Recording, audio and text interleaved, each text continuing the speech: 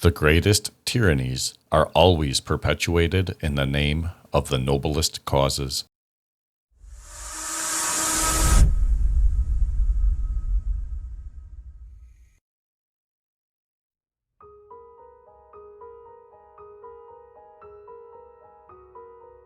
Human beings are born with different capacities. If they are free, they are not equal, and if they are equal, they are not free. Remember, it didn't start with gas chambers. It started with politicians dividing the people with us versus them. It started with intolerance and hate speech, and when people stopped caring, they became desensitized and turned a blind eye. I find it amusing when your demand for complete tolerance collides with your intolerance of differing opinions. You say you want tolerance and despise hate, but if I don't agree with everything you say, you call that intolerance and hate. Explain to me again just how that works. If your answer to every failure of government is more government, you are like an alcoholic trying to drink yourself sober. Conformity is doing what everybody else is doing, regardless of what is right. Morality is doing what is right, regardless of what everybody else is doing. Any politician who can be elected by turning Americans against other Americans is too dangerous to be elected. At its heart, wokeness is divisive, exclusionary, and hateful. It basically gives mean people a shield to be mean and cruel, armored in false virtue. Politics has gone from right and left to left and wrong. There will always be someone whose identity is wrapped up in being offended. They're constantly searching for it. These people are the woke mob devotees. Let them be. It's all perfect. Just don't let their tears stop the important discussions from happening.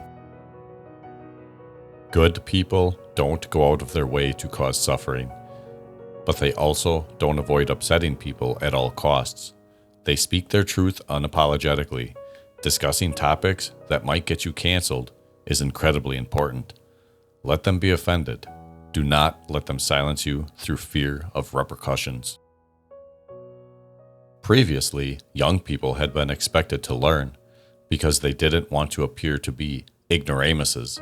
They worked hard willy-nilly, but now all they have to say is, everything in the world is nonsense, and that's that. Young people are delighted. The fact is that previously they were simply dunces, and now they've suddenly become nihilists. Woke is making America broke. The devil didn't have to do much. The world did it for him. Discontent mothers taught their own daughters how to hate motherhood, marriage, and family. Victimhood culture makes it hard to avoid wrongdoing. If you have any kind of privilege, the social world is full of peril. You always risk giving offense. Engage in small talk, and you might be guilty of a microaggression. Cook a new dish or adopt a new hairstyle, and you might be guilty of cultural appropriation.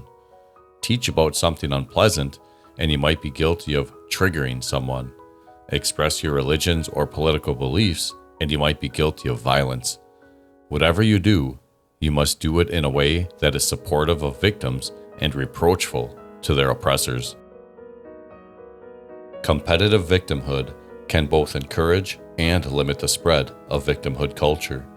It may lead the clash between dignity and victimhood to transform into a clash between competing victimization narratives, or it may cause the victimhood revolution to devour its own, eventually burning itself out. The rapid emergence of woke culture and the growing climate movement has given rise to the call for a new, hyper-strict government that emerged from within the population itself. The new norm has become so stringent that even suggesting that there is a physical difference between a man and a woman can be considered a violation of sexual integrity. The Black Lives Matter movement is captured in this as well. The tendency towards increasingly exhaustive standards with respect to racism intensified to little productive end. The chances that such rules truly contribute to overcoming the narcissistic superiority feelings that are involved in racism is in fact rather small. Social justice cannot succeed because it does not correspond with reality or with core human intuitions of fairness and reciprocity, and because it is an idealistic meta-narrative. The ideas of social justice scholarships often look good on paper. That's almost always the way with bad theories. Consequently, we now have social justice texts, forming a kind of gospel of social justice that express with absolute certainty that all white people are racist, all men are sexist, racism and sexism are systems that can exist and oppress absent even a single person with racist or sexist intentions or beliefs. Sex is not biological and exists in spectrum. Language can be literal violence. Denial of gender identity is killing people. The wish to remedy disability and obesity is hateful, and everything needs to be decolonized. From election law to environmentalism, to radical social justice agendas, to the Second Amendment, parts of the private sector keep dabbling in behaving like a woke parallel government. Corporations will invite serious consequences if they become a vehicle for far-left mobs to hijack our country from outside the constitutional order. Microaggression complaints arise from a culture of victimhood in which individuals and groups display a high sensitivity to slight, have a tendency to handle conflicts through complaints to authorities and other third parties, and seek to cultivate an image of being victims who deserve assistance. Magnifying small offenses, mind reading by identifying subconscious thoughts even the offenders are unaware of, and labeling others as aggressors are all integral to the microaggression program, but possibly harmful to mental health. As the definition of what is harmful grows, there is corresponding expansion of concepts related to victimization. More and more people are seen as vulnerable and in need of special protection from harms.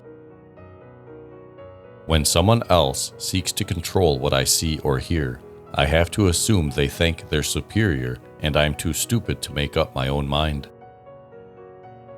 Do not think you have to be woke to be kind, and do not think that because you aren't woke, you don't have to be kind. Wokeness is a cancer, and academia is the carcinogen. By woke, I mean brainwashed by extremist liberal propaganda. In Western democracies, not only do elected governments who were elected to represent the people not favor their own citizens, society, fueled by left-wing mainstream media, has made it racist and bigoted to suggest they should. Woke and cancel culture are both signs of a judgmental culture, not a mentally mature one. The left don't attack racism, they attack the race, which, of course, is the definition of racism. They have this idea that no matter what is done or said to white people, it is not racism. That is their mentality.